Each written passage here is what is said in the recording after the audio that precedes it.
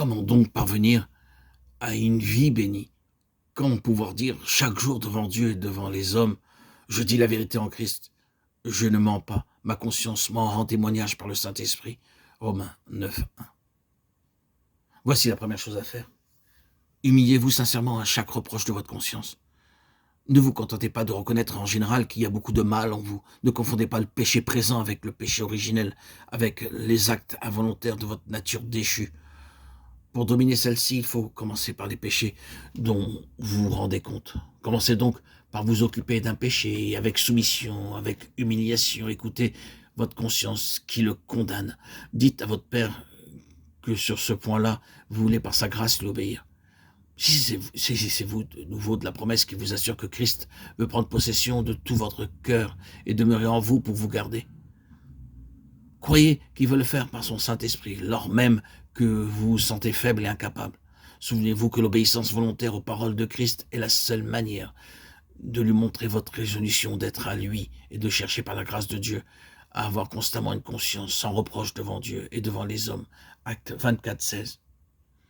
Après avoir commencé par un péché, continuez à vous occuper peu à peu d'autres péchés. Et à mesure que vous deviendrez plus fidèle à conserver votre conscience pure, la lumière divine pénétrera davantage dans votre cœur, vous signalant des péchés auxquels vous n'aviez pas pris garde auparavant, vous faisant discerner toujours mieux la loi écrite en vous par l'Esprit et que vous n'aviez pas encore su lire.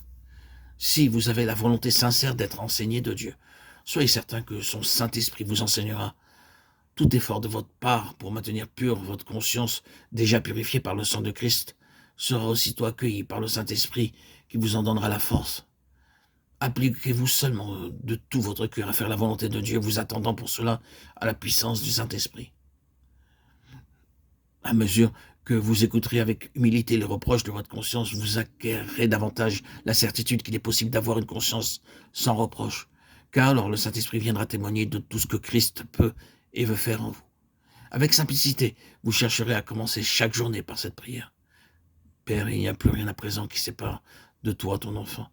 Ma conscience purifiée dans le sang de Christ m'en rend témoignage. Père, empêche tout nuage de se placer entre toi et moi dans cette journée. En toute chose, je veux faire ta volonté. Ton esprit demeure en moi. C'est lui qui me conduit et qui me fortifie en Christ. Vous entrerez par là dans cette vie de foi qui se glorifie en la libre grâce de Dieu, en elle seulement, et vous pourrez dire à la fin de la journée, ce qui fait notre gloire, c'est ce témoignage de notre conscience, que nous sommes conduits dans le monde avec sainteté et pureté devant Dieu. 2 Corinthiens 1, 12.